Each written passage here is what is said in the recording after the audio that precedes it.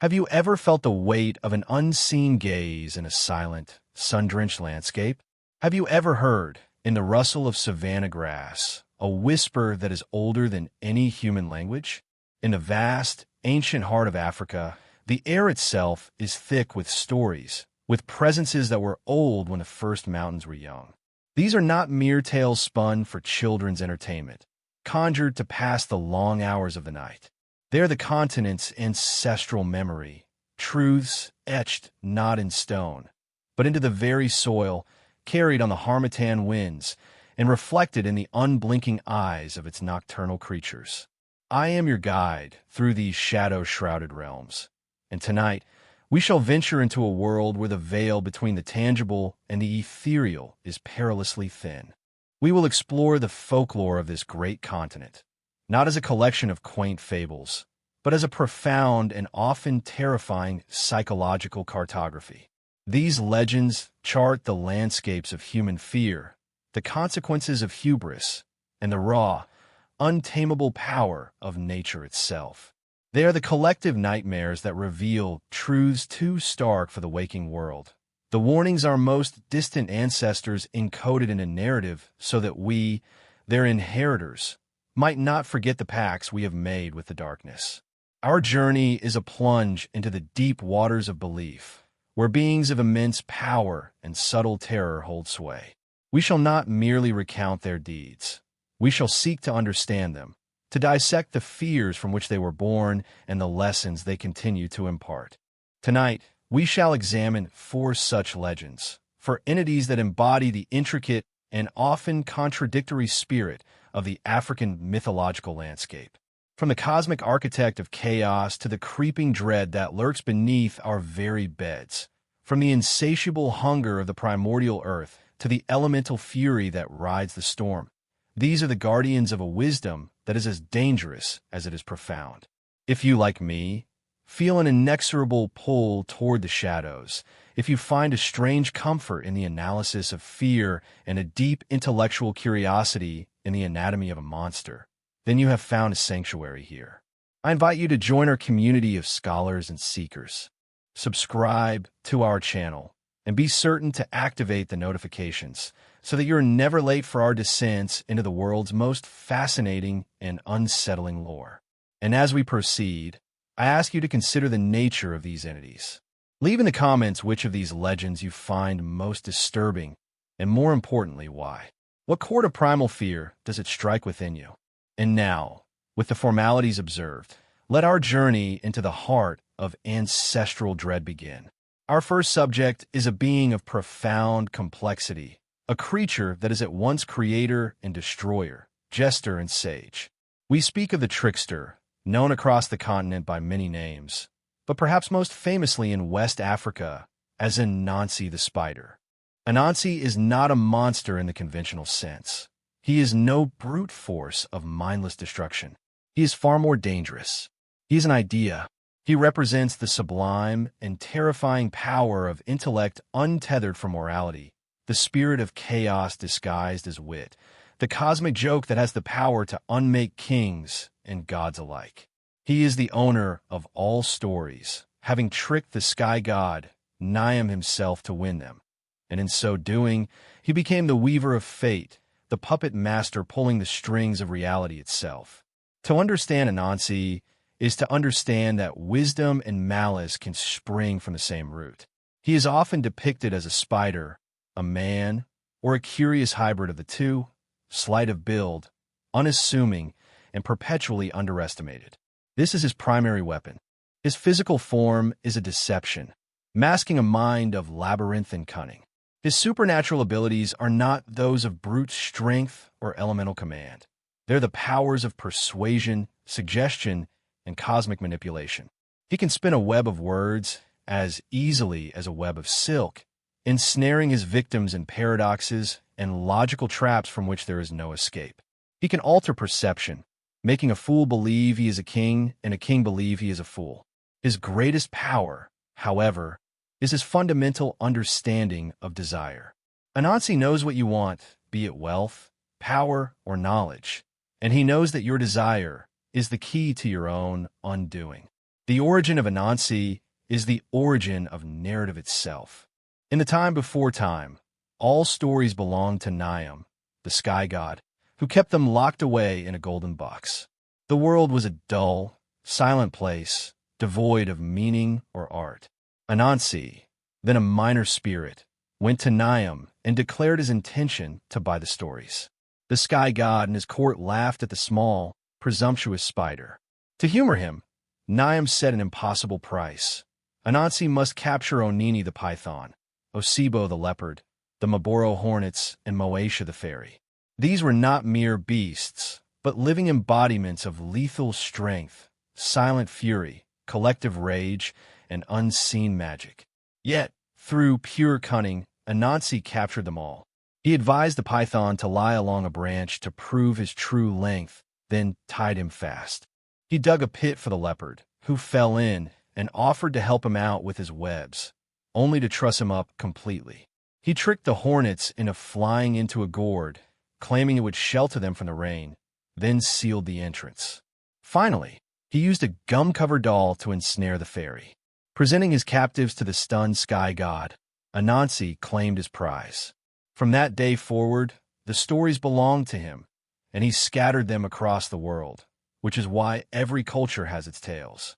But it also meant that all narrative, all history, and all truth now passed through the hands of a master manipulator. Let us now turn to a specific historical account, a vignette that illustrates the perilous nature of engaging with such a being. In the late 17th century, in a flourishing Ashani kingdom, there ruled a chieftain named Ose Kofi. He was a man of immense pride, renowned not for his wisdom or strength, but for the intricate, golden weights he used to measure gold dust. His collection was the envy of all, and he believed his eye for value was so keen that no one in the world could deceive him. He boasted often and loudly in his court. Not even Anansi himself could trick me out of a single grain of dust. Such words, when spoken with arrogance, have a way of traveling on the wind, of reaching ears that are not human.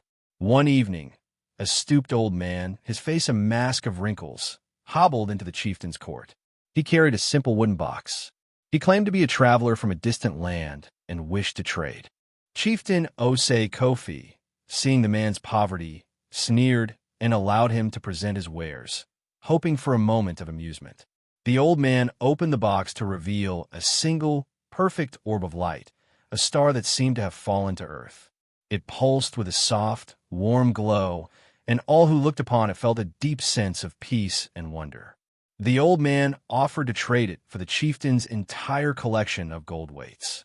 The court gasped at his audacity, but Ose Kofi, for all his pride, was mesmerized. He had never seen such a thing.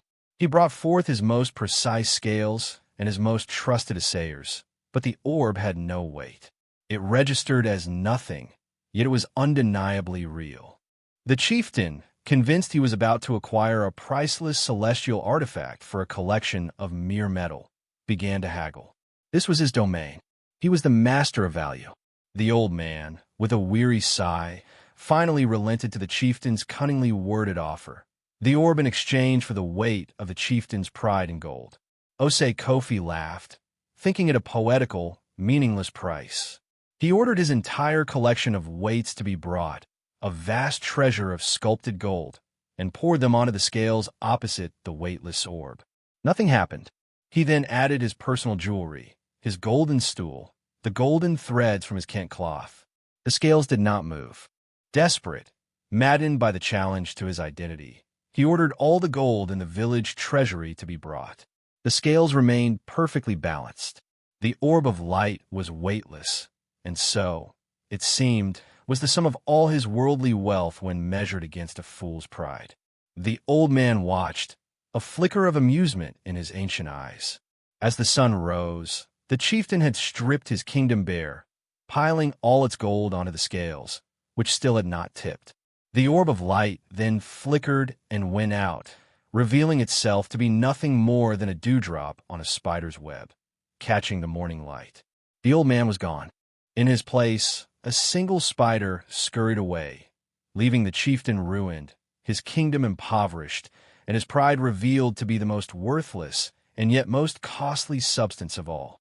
The story was etched into the memory of the Ashanti people, a lasting testament to the fact that Anansi does not steal your treasure. He merely allows your own greed and arrogance to give it away. The symbolism of Anansi is a tapestry of profound psychological and sociological truths. As a spider, he is the weaver, the creator, the artist. His web is the network of society, the connections of family, the intricate lines of fate and story that hold the world together.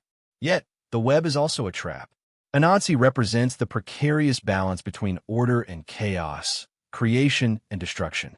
He is the embodiment of the subaltern, the small and powerless who can overturn the established order through sheer intellect. In societies with rigid hierarchies, Anansi is a figure of revolutionary potential, a reminder that power is not just brute force, but also knowledge, wit, and the ability to manipulate the narrative. He teaches that the powerful are often blinded by their own arrogance, and their strict rules and codes of honor are the very bars of the cage they do not realize they inhabit. However, his nature is deeply ambiguous. Anansi is not a hero. His actions are driven by whim, vanity, and a voracious appetite. While his trickery might sometimes lead to a just outcome, such as the humbling of a proud chieftain, it is often merely self-serving. He is a force of disruption that can be both beneficial and catastrophic. He is a metaphor for the human intellect itself, a tool capable of creating breathtaking art, profound philosophies, and complex societies, but also capable of devising elaborate cruelties, devastating deceptions, and self-annihilating follies. He is the creative spark and the con artist, the storyteller and the liar, often in the same breath. To engage with Anansi is to gamble with reality, and the price of losing is not your life, but your certainty. In the modern era, the spirit of Anansi is more relevant than ever. He is the hacker who dismantles corporate or governmental systems from a basement, the viral misinformation campaign that topples an election, the charismatic charlatan who builds a fortune on empty promises.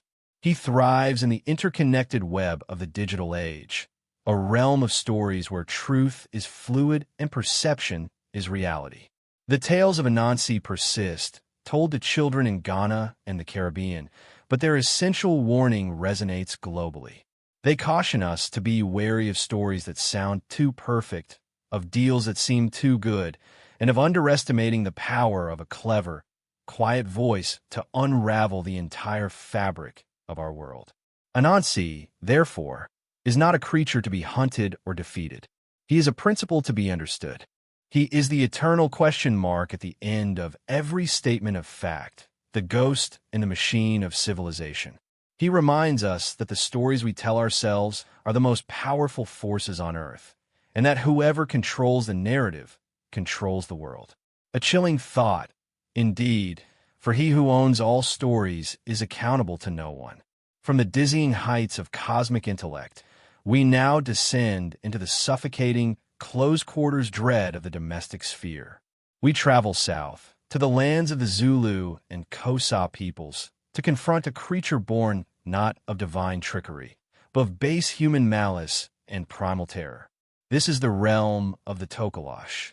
Unlike Anansi, the Tokoloshe is not a grand, philosophical concept.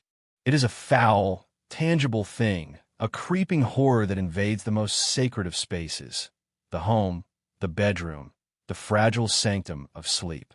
It is the fear of what lurks in the dark, given form. The Tokoloshe is most often described as a small, hairy, humanoid creature, often bearing a grotesque and vaguely simian appearance. It is said to be dwarfish in stature, though some accounts grant it a cyclopean eye or unnaturally long claws. A key detail, repeated with chilling consistency, is that it is created from a corpse, animated through dark ritual by a malevolent sorcerer, a witch, or a sangoma who has turned to the path of shadow. To create a Tokoloshe, the sorcerer must remove the corpse's eyes and tongue, and pierce its skull with a hot poker, rendering it a mindless slave to its master's will. It is a perversion of life, a tool of vengeance and spite. Its abilities are intimately tied to its purpose as an agent of terror. It is said to be able to render itself invisible by swallowing a pebble, allowing it to move unseen. It possesses a strength that belies its small size, capable of inflicting physical harm, causing illness, and sowing discord within a family. Its primary method of attack, however, is psychological. The Tokoloshe is a nocturnal predator that preys on the sleeping. It is known to climb onto the chests of its victims, inducing a state of sleep paralysis and terrifying nightmares. It whispers obscenities, chokes, and claws, leaving its victims to awaken exhausted, bruised, and convinced they are losing their minds. Its very presence is a corrupting influence, a source of bad luck and lingering sickness that drains the life and spirit from a household. The origin of the Tokoloshe is rooted in the darkest corners of human nature: jealousy, greed, and the desire for power over others. It is not a natural spirit or a force of the wild. It is a manufactured evil, a testament to the belief that the greatest monsters are those we make ourselves. A person wishing to harm a rival, steal a lover, or ruin a business might seek out a practitioner of dark arts to conjure a Tokoloshe. The creature then becomes a living curse, dispatched to torment the target. This origin story is crucial, for it grounds the Tokoloshe not in some abstract cosmic struggle, but in the bitter, intimate conflicts of village life. It is the monster born from a neighbor's envy. Consider the story of Sifo, a farmer on the windswept plains of the Highveld during the early 20th century. Sifo was a cruel and grasping man who had grown wealthy not through hard work, but by systematically diverting water from the communal stream to his own lands, leaving his neighbors' crops to wither and die. He grew fat while their children grew thin. One of his neighbors, an old widow named Nomusa, whose husband had died of a fever, confronted him, begging for enough water for her small vegetable patch. Sifo had laughed and struck her, casting her to the ground. The strong drink, the weak thirst, he had bellowed. It is the way of the world. That night, the terror began. Sifo was awoken by a pressure on his chest, a foul, earthy smell filling his nostrils. He found he could not move, could not scream. In the gloom of his hut, he saw a small, hunched figure squatting on him, its hairy form silhouetted against the moonlight. It had no eyes, only dark pits, and from its lipless mouth came a dry, rasping whisper, repeating his own cruel words back to him. The torment continued for weeks. Every night, the creature would return. He would awaken with long, deep scratches on his skin, his joints aching as if beaten. His prize bull was found dead, its belly torn open. His stores of grain became infested with maggots. His wealth began to crumble, but worse was the nightly psychological siege. He became a hollowed-out husk of a man, terrified of the setting sun, his arrogance replaced by a gibbering animal fear. Driven to madness, he barricaded himself in his hut, but the creature always found a way inside. One night its whispers changed. It did not mock him, but instead described in gruesome detail the slow, agonizing death of the widow Nomusa, who had finally succumbed to starvation. The Tokoloshe was her vengeance, a curse given flesh. Sifo, in a final, desperate act, set his own hut ablaze, hoping to burn the creature with him. The neighbors, drawn by the flames, found his charred remains. As the roof collapsed, several of them swore they saw a small, nimble shape leap from the inferno and scuttle away into the long grass, its work complete. For generations, the story was told as a warning that cruelty plants a seed, and from that bitter seed, a monster may grow. The Tokoloshe is a potent psychological and sociological symbol. On one level, it is the manifestation of repressed guilt and social anxiety. In communities where interpersonal harmony is vital for survival, the Tokoloshe represents the corrosive power of hidden resentments and unresolved conflicts. It is the fear that your neighbor's secret hatred can literally take on a life of its own and come for you in the night. The creature's attack method, sleep paralysis, is a recognized medical phenomenon, But here, it is given a terrifying folkloric explanation. The legend provides a narrative for a deeply frightening and inexplicable human experience, externalizing an internal neurological event into a malevolent entity. Furthermore, the Tokoloshe serves as a powerful instrument of social control. The belief in its existence reinforces community moral codes. A man like Sifo, who acts against the collective good, is not merely punished by his peers. He is targeted by the supernatural. The legend serves as a stark reminder that selfish and cruel actions have consequences that transcend the purely material. The common folk remedy for a Tokoloshe infestation: raising one's bed on bricks, as the creature is too short to climb them, is a fascinating piece of practical magic. It is a small, tangible act of defiance against an intangible fear, a way for people to feel a sense of agency and protection in the face of a creeping, invisible dread. It transforms the bed from a place of vulnerability into a small fortress. Even in modern, urban South Africa, the belief in the Tokoloshe endures with remarkable tenacity. It has adapted to the concrete jungle. Stories circulate of Tokoloshe tormenting families in high-rise apartments, of business executives using them to sabotage rivals, of their shadowy forms being captured on security cameras.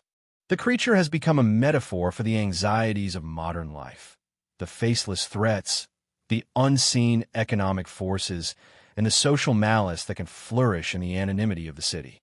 It is a testament to the power of folklore to evolve, ensuring that our ancient fears find new and relevant forms in which to haunt us. Ultimately, the Tokoloshe represents a fundamentally different kind of horror from Anansi. Where Anansi is the terror of intellectual uncertainty, the Tokoloshe is the terror of physical violation and psychological decay. It is a monster that proves that the most frightening place in the world is not the haunted forest or the ancient tomb, but the familiar, trusted space of one's own bed, once the sun has gone down. It is the chilling whisper that reminds us that we are never truly safe, and that the walls we build to protect ourselves are no defense against an evil that we ourselves have summoned. We now move from the manufactured evil of human hands to an evil that is far older, an entity born from the primordial clay of creation itself. We journey to the Richtersveld, a desolate, mountainous desert in the borderlands of South Africa and Namibia, a landscape of stark and brutal beauty. It is here, in the deep, water-filled caves and beneath the sun-scorched earth, that legend speaks of the Gritslang, the great snake. This creature is not a mere monster. It is a theological mistake, a living relic of a flawed creation, embodying the insatiable, amoral hunger of the raw earth. The Gritslang is described as a being of immense size, a colossal serpent, often said to be as thick as a tree trunk and of indeterminate length. Its scales are sometimes depicted as being encrusted with diamonds and other precious gems, which glitter from the deep mud of its lair. Most terrifyingly, its head is not that of a snake, but of an elephant, complete with tusks and a powerful trunk. This monstrous synthesis of two of Africa's largest creatures, the cunning, ancient serpent and the powerful, intelligent elephant, creates a being of unparalleled strength and primordial terror. It is a chthonic deity of the deep earth, a guardian of the mineral wealth hidden from the sun. According to the foundational myth, the Gritslang was one of the gods' earliest attempts at creating life. But they made a terrible error. They imbued this first creature with both tremendous strength and a cunning, devious intellect. The Gritslang was too powerful, too intelligent, and too malevolent. It rampaged through the nascent world, a force of pure, destructive appetite. Realizing their mistake, the gods sought to undo their creation. They split the Gritslang into two separate species, the elephant and the snake. But one of the original creatures, the first and most powerful, escaped this divine decree and fled into the deepest caves of the Richtersveld, where it has lurked ever since, guarding its hoard of gems and nursing an ancient grudge against the world. Its powers are those of the earth itself. It is said to be virtually immortal, possessed of a hide that cannot be pierced by any mortal weapon. It can move through solid rock as if it were water, and its domain is the subterranean world of caves and tunnels that riddle the region. The Gritslang's primary motivation is greed. It is drawn to diamonds and other precious stones, and has spent millennia accumulating a vast, unimaginable treasure in the lightless depths of its main lair, a cavern known as the Wonder Hole or the Bottomless Pit. It is fiercely territorial and will kill any who trespass in its domain or attempt to plunder its hoard. Yet, owing to its immense intelligence, it can sometimes be bargained with. Legend holds that if confronted by the Gritslang, one might be able to offer it precious gems in exchange for safe passage. Its greed, the very core of its being, is also its only known weakness. Let us delve into a tale from the Diamond Rush era of the late 19th century, a time when men mad with avarice flooded into this inhospitable land. A prospector from Cornwall, a man named Thomas Penrose, had come to Africa seeking a fortune to restore his family's tarnished name. He was not a fool, but he was driven by a pride as hard and unyielding as the granite of his homeland. He heard the local Nama people speak of the Gritslang and its cave of diamonds, but he dismissed their stories as primitive superstition designed to frighten away competitors. He believed that with modern engineering and Cornish grit, he could conquer any obstacle. After months of searching, following cryptic clues and ancient maps, Penrose discovered what he believed to be the entrance to the Wonder Hole, a dark fissure in the earth from which a strange, cold mist emanated. He hired a team of local laborers, but they refused to go near the cave, their faces pale with a deep ancestral fear. Scornful of their cowardice, Penrose resolved to enter alone. He descended on a rope, armed with a lantern, a pickaxe, and a Webley revolver. The cave system was a labyrinth, but he followed a faint, glittering trail on the cavern floor, tiny, embedded diamonds, like a trail of breadcrumbs left by a god of wealth. Finally, he entered a vast chamber, so large his lantern light could not find the walls. The floor was a king's ransom. It was carpeted with raw diamonds, glittering like a galaxy of trapped stars. As he fell to his knees, weeping with joy and scooping handfuls of the gems, a shadow fell over him. From a deep, water-filled pool at the chamber's center, an immense head emerged. It was the head of an elephant, but its eyes burned with a cold, reptilian intelligence. The body that followed was the coil of a serpent that seemed to have no end. The Gritslang had awakened. Penrose fired his revolver, the bullets whining as they ricocheted harmlessly off the creature's gem-encrusted hide. Paralyzed with terror, he remembered the legends. His greed had led him here, and perhaps greed could save him. He emptied his pockets, throwing the few large diamonds he had already collected at the creature's feet, a pathetic offering. The Gritslang paused, its massive head tilting. A voice, ancient and dry like stones grinding together, echoed in Penrose's mind, not his ears. It did not speak in words, but in pure concepts. More. All. Penrose understood. The creature did not want a tribute. It wanted everything. It was offering him a choice, his life or the treasure. For any sane man, the choice would be simple. But Thomas Penrose was a man consumed by pride. To leave with nothing, to return a failure, was a fate worse than death. In a moment of supreme, tragic hubris, he clutched a massive diamond to his chest and refused to let go. The Gritslang, its bargain rejected, simply opened its vast jaws and swallowed him whole. Thomas Penrose became another jewel in the monster's hoard, his pride proving to be the most valuable and fatal of his possessions. The Gritslang is a powerful environmental and psychological metaphor. It represents the immense, untamable power of the natural world, a force that existed long before humanity and will exist long after.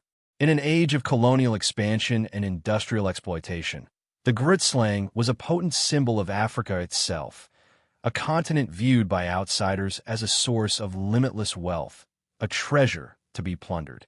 The legend serves as a dark cautionary tale against such hubris.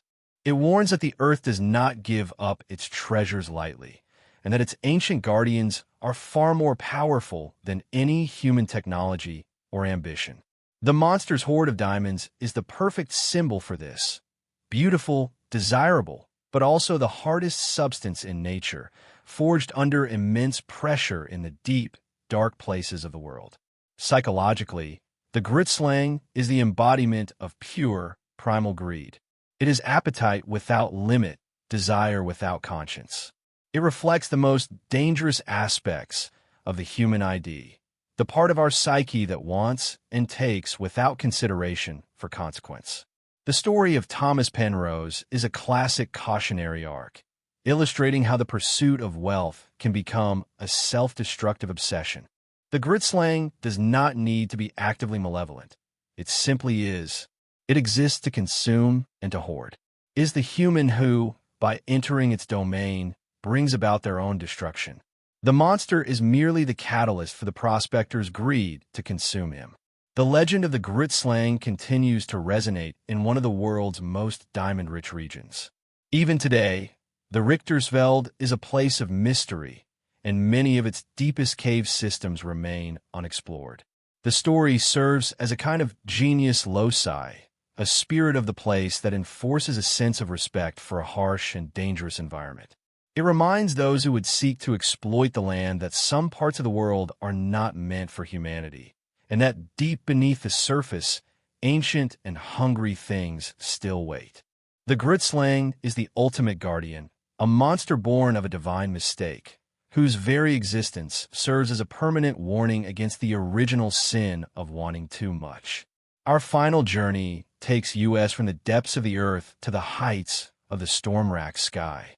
In the Eastern Cape, among the Xhosa people, there are whispers of a creature that rides the lightning and drinks the blood of its victims. This is the Impundulu, the lightning bird. It is a being of immense power and terrifying intimacy, a creature inextricably linked with the practice of witchcraft. The Impundulu is not a wild, solitary monster like the gritslang. It is a supernatural familiar, a servant, and sometimes a lover to a powerful witch, and its presence signals a disruption not only in the natural order, but in the social fabric of the community. The Impundulu is most often described as a bird, specifically a black and white bird of considerable size, often said to be as large as a human being. Its feathers are said to shimmer with a perpetual, low-level electrical charge. It is not always in this avian form, however. It is a shapeshifter capable of appearing as a handsome, charismatic young man to seduce its victims or the witch it serves. Its cry is the clap of thunder, and its arrival is heralded by a flash of lightning. It is a being of pure elemental fury, a storm given consciousness and a predatory instinct. The creature's powers are formidable. As its name suggests, it can summon lightning, directing strikes with pinpoint accuracy to destroy homes, kill livestock, or assassinate its master's enemies. It is also a vampiric entity, feeding on blood, which it drains from its victims, leaving them weakened, susceptible to illness, and sometimes dead from a wasting sickness that baffles traditional healers. This draining of life force can be slow and insidious. Furthermore, the Impundulu is believed to be immortal and invulnerable to conventional weapons. Some traditions hold that it can only be harmed or destroyed through specific, powerful rituals, often involving fire. The fat of the bird, if it can be obtained, is considered a potent ingredient in both protective and malevolent medicine. The origin of an Impundulu is a dark pact. It is passed down through a matrilineal line of witches from mother to daughter, an inherited curse and source of power. When a witch dies, the lightning bird seeks out her female heir, binding itself to a new master. It serves the witch, carrying out her malevolent commands, but it is a parasitic relationship. The Impundulu demands payment in blood and devotion, and in its human form, it often becomes the witch's lover, a possessive and jealous familiar who will murder any human rivals for her affection. This creates a terrifying and tragic dynamic. The witch wields immense power, but she is also a prisoner, bound to a demonic entity that isolates her from her own community. Let us examine an account from the mid-19th century from a village nestled in the Amathole Mountains. A young woman named Nalwazi was known for her beauty, but also for her sharp tongue and resentful nature. She lived in the shadow of her cousin, Thandai, who was beloved by all for her gentle spirit and was betrothed to the most handsome young warrior in the village. Nalwazi's jealousy festered like a sore. Her mother, on her deathbed, had passed to Nalwazi a small, sealed clay pot, warning her never to open it unless her heart was truly empty of all good things. In a fit of despair and rage after seeing Thandai and her betrothed together, Nalwazi broke the pot. At first, nothing happened, but that night, a ferocious thunderstorm descended upon the village. A single blinding bolt of lightning struck Thandai's hut, setting the thatch roof ablaze. Thandai escaped, but was badly burned. The storms continued nightly, always centered over the village. Livestock were struck down. People grew fearful.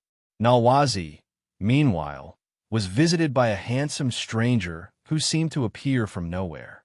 He showered her with attention, and she fell deeply in love, isolated in her newfound happiness while the village suffered.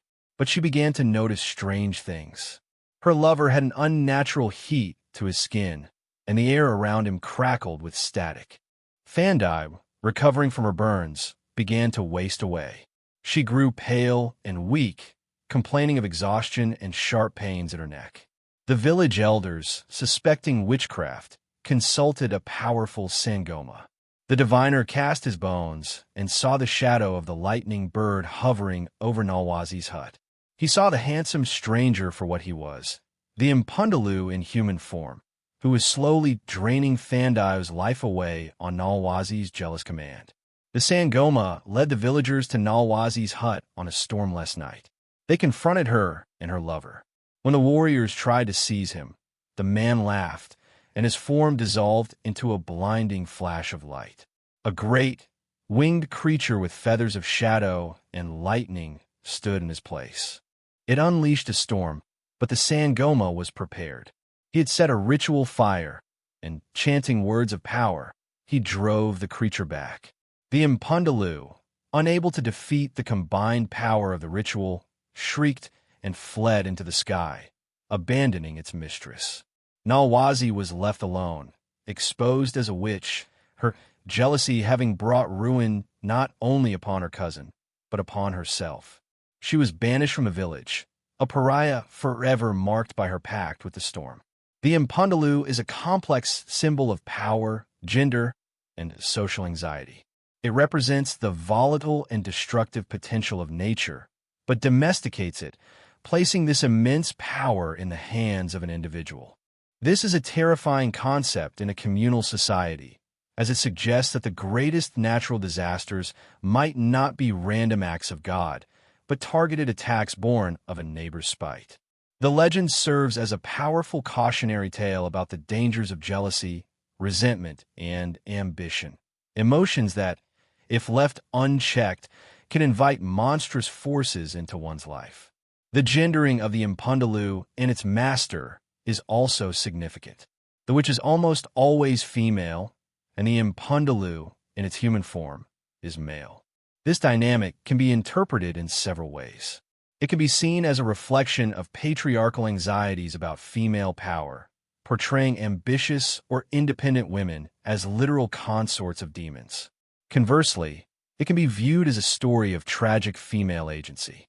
The witch, often a marginalized figure, gains immense power through her familiar, but the cost of her humanity and freedom. Her relationship with the Impundalu is one of both empowerment and enslavement, a dark and complex metaphor for the Faustian bargains that those without societal power are sometimes tempted to make. In the modern context, the Impundalu has not vanished. Belief in its existence is still found in parts of the Eastern Cape, and accusations of witchcraft involving the lightning bird still surface. It has also found a new metaphorical life. The Impundalu can be seen as a symbol for abusive, charismatic partners who bring excitement and power into a person's life, but ultimately isolate and destroy them. It is also a metaphor for volatile, destructive technologies or ideologies, seductive in their promise of power, but ultimately ruinous. The lightning bird is a story about the storm within, the destructive personal emotions that, like a thunderstorm, can gather unseen until they unleash their devastating fury upon the world. And so our journey through the shadowed folklore of a continent draws to its close. We have walked in the web of Anansi, the cosmic trickster, and learned that the greatest chains are forged from our own pride. We have shivered in the dark with the Tokoloshe, the creeping dread, and understood that the foulest monsters are those born from human spite. We have stood before the primordial greed of the Gritslang and seen our own avarice reflected in its ancient eyes. And we have watched the skies for the Impundaloo, the lightning bird, a reminder that the most violent storms can begin with a single, jealous whisper. What wisdom, then, how we gleaned from these descents into terror. What unified meaning can be distilled from these disparate beings of chaos, malice, greed, and fury. It seems that each of these legends, in its own unique and terrifying way, serves as a mirror. They are not merely external threats. They are externalizations of our own internal darkness. Anansi is our own capacity for self-deceiving intellect. The Tokoloshe is our guilt and paranoia given flesh. The Gritslang is our insatiable, consuming appetite. The Impundaloo is our own destructive passion. These stories survived for centuries, passed from generation to generation around flickering fires, not just because they were frightening, but because they were true. They articulate a profound and enduring thesis about the human condition, that we are forever caught between the world we can measure and the world we can feel, between the laws of man and the much older, much stranger laws of the cosmos. These legends are the guardians of that liminal space. They teach us humility, reminding us that we are not the sole masters of this world. They teach us caution, warning that our own inner demons are the gateways for much larger, hungrier things to enter our lives.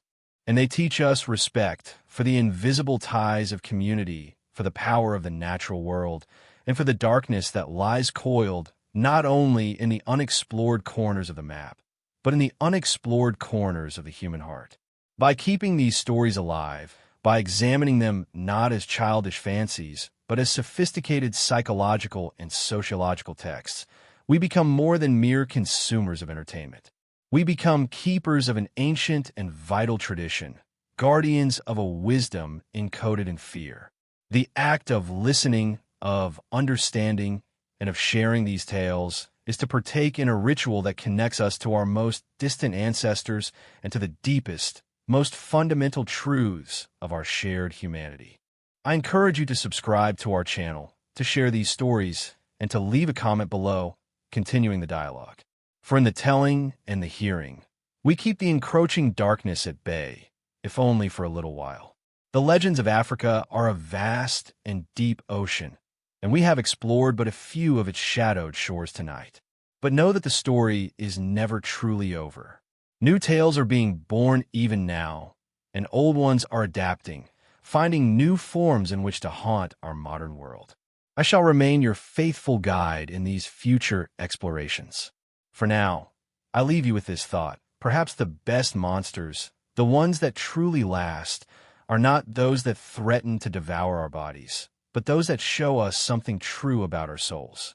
May your nights be free from the creeping dread that lurks beneath the bed, and may your dreams be haunted only by the profound truths that such darkness can reveal. Until we meet again, tread carefully in the spaces where the old stories still hold power, and remember that every shadow may hold a story waiting to be told.